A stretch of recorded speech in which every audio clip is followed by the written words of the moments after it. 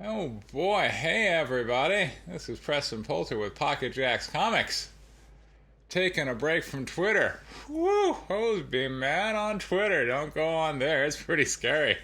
But today we're gonna celebrate. Littlle Bird has come to an end. Oh my goodness. I remember The Hours, which bad movie. And if you don't believe me, go see it. And I kind of made my daughter an anti-feminist when she was very young, and all I did was just show her The Hours. I'm like, let's watch this movie. And at the end, where Virginia Woolf, as played by Nicole Kidman, walks into the room to commit suicide, I remember when I first saw that movie, I was like, yes! Yes! Thank God, killing herself! Like, she spends the whole movie just bemoaning her life and existence, everybody's just supposed to indulge her because she's writing a book, except her life sucks. And that's her struggle, and it goes to all these different women whose lives suck, but they have something and they're trying to do, and then at the end, Virginia's like, I've written my book, now I'm dead, and I'm just like, thank God. The misery is over. We finally have closure. Just like with Littlle Bird issue 5, I believe it. The misery is over. We now have closure. I'm not really sure what happened or why, but that's not really the point. Now, was it? Let's go through it.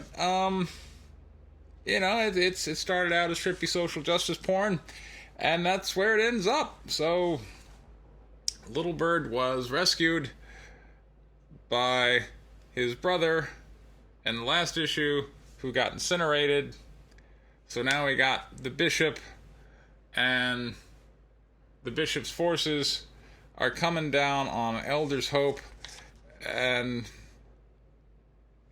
God, that's why, yes, it's over.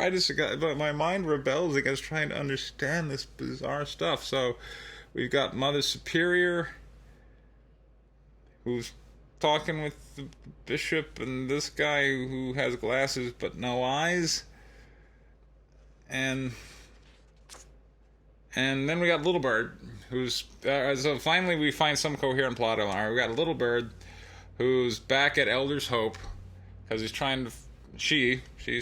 trying to find herself. And if you lose yourself, you got to go back to where you last had yourself. So it goes back to Elder's Hope, and that's where people are, the Christians are killing the children, and this one guy is like, wait, maybe this isn't the most Christian thing to do, but the bishop's like, screw you, I'm the vicar of God, blah, blah, blah. Okay, fine. And then Littlle Bird, who this entire series, Littlle Bird has possessed no martial abilities at all. I've never seen Littlle Bird do anything other than sneak. That's been a little, but now Littlle Bird gets in a sword fight with the bishop, who throughout the series, the bishop has been presented as this very intimidating figure who's to be feared, with cybernetic little robots and augmented body and special sword and power and god. And Littlle Bird gets in a sword fight with the bishop and basically beats him because the plot said so. And even this sword fight is so stylized, I had to read it 5 times before I finally got what was going on. So this guy, the bishop, comes in for big overhead swipe, and then Littlle Bird somehow steps out of the way of swipe and comes down. I had to put that piece together in my mind because it's not on the page.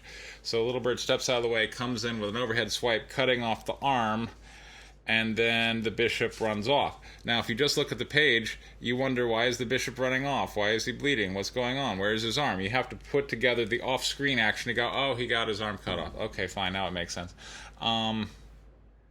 This comic is very unforgiving. It's just like, screw you, here's some style, enjoy it. And you're like, why is his arm missing? And you have to sit there and ponder it a whole bunch. But, okay, so then the bishop runs and grabs a flamethrower, but for reasons that I just don't understand, and I don't know I give a damn anymore.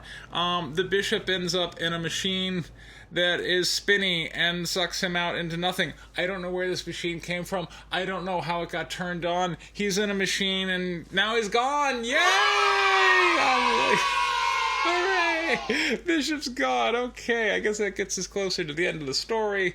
And then, now that the Bishop's gone, we can tear down the cross. Screw Christianity. Christianity's bullshit. And then, I don't know why, but the axe is back.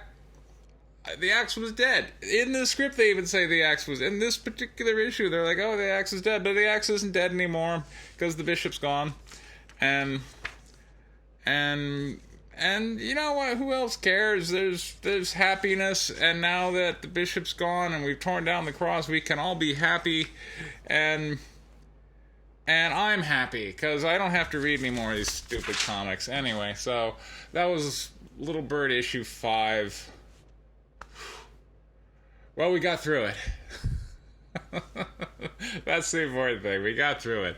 There'll be plenty more social justice to come. I can't wait for Ignited issue 3 coming at you. Not nearly as stylized, but oh my god, with the overhead pandering, that one batters my mind in a different way. So Ignited should be coming out in a week or two, I'm hoping, and I'll keep you abreast of that one.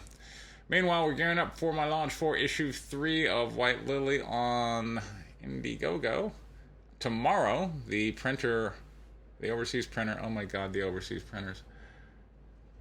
I hate dealing with them. There's a local printer I can deal with. They can turn a comic book order around in 2 or 3 days, but of course, overseas, well, they're a third of the cost, and lenticular covers, and foil logos, and they make promises. Oh yeah, we can get it to you. With air freight, we can get that to you in 2 or 3 weeks. That lies.